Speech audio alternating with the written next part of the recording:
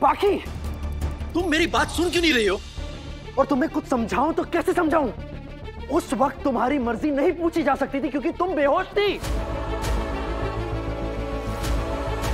और तुम्हारी जान बचाने से ज्यादा कुछ जरूरी नहीं था।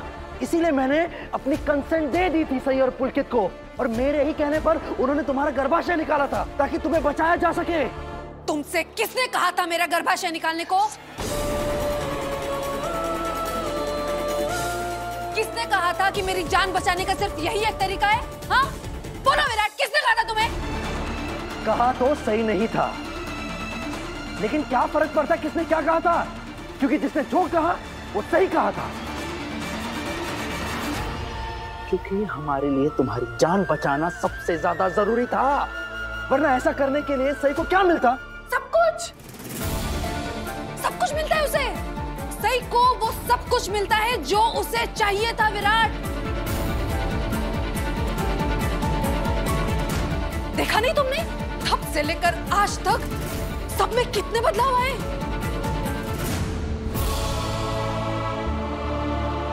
अरे काकू को ही देख लो। जब से इन्हें पता चला है कि मैं अब जिंदगी में कभी मां नहीं बन सकती, मैं इस जवान खानदान को इसका चिराग नहीं दे सकती, मैं तो इनके किसी काम की नहीं रही। जिस सही को ये नागपुर में आने ही नहीं देना चाहती थी, आज उसी सही को सिर्फ इस घर के अंदर नहीं लेकर आई है, बल्कि तुम्हारी जिंदगी में भी लाने की कोशिश कर रही है, तुम्हारे करीब लाने की कोशिश कर रही है। ये जानते हुए भी कि तुम्हारी पत्नी अभी भी जिंदा है। मैं जिंदा हूं विराट। ना मुझे कभी एक पति का प्यार मिला और ना ही एक पत्नी होने का सम्मान। कभी कुछ नहीं मिला मुझे, और अगर मुझे कुछ मिला भी है ना, तो वो भी तुमने मुझसे छीन लिया है। लेकिन इस बार मैं तुम्हें मुझसे कुछ छीनने ही नहीं दूंगी, क्योंकि इस बार मैं तुम्हारी बातों में आऊंगी ही नहीं। पत्रलेखा, लोगों को बातों में फंसाती हो तुम, मैं नहीं। मैंने और पुलकित जीजू ने तुम्हारी जान बचाई। तुम्हें शुक्रगुजार होना चाहिए और तुम हम पर ऐसे घटिया इल्जाम लगा रही हो। शर्म आनी चाहिए तुम्हें अपने आप पर। शर्म? अपना हक मांगने में किस बात की शर्म? और तुम इसी बात पे इतरा रही हो ना कि तुम विराट के बच्चों की मां हो, और इस बात का फायदा उठाकर तुम घर में सबके सर पे खड़े होकर नाच रही हो। अरे एक वक्त को मैंने हार भी मान ली थी। सोच लिया था मैंने कि मेरा पति इसे जो करना है करे, इसे जहां जाना है, जिसके पास जाना है जाए, कम से कम मेरा बेटा तो मेरे साथ है। लेकिन अब वो भी नहीं है। बाकी प्लीज अब चुप हो जाओ। पता नहीं तुम्हारा ये डर तुमसे क्या क्या करवा रहा है। तुम्हें होश भी है? तुम क्या बोल रही हो?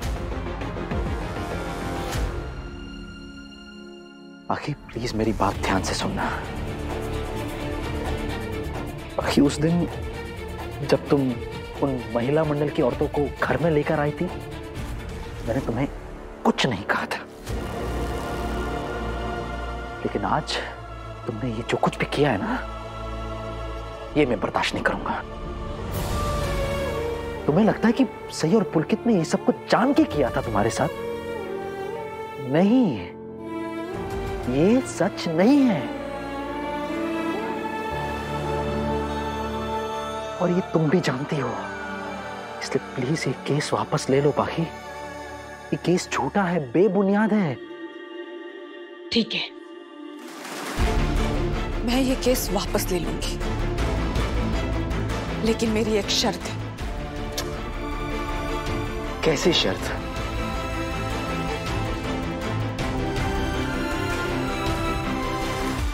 अगर सही मुझे मेरी पहचान वापस लौटा दे तो।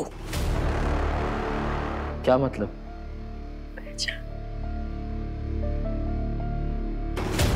मेरी पहचान ये है कि मैं तुम्हारी पत्नी हूं, मेरी पहचान ये है कि मैं वीनू की माँ हूँ और मुझे मेरी पहचान वापस चाहिए।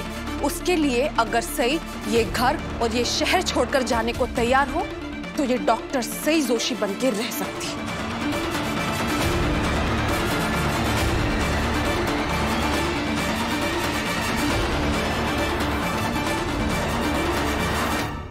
अगर इसने मेरी पहचान वापस नहीं लौटाई तो मैं भी इसकी पहचान छीन कर ही दम लूंगी।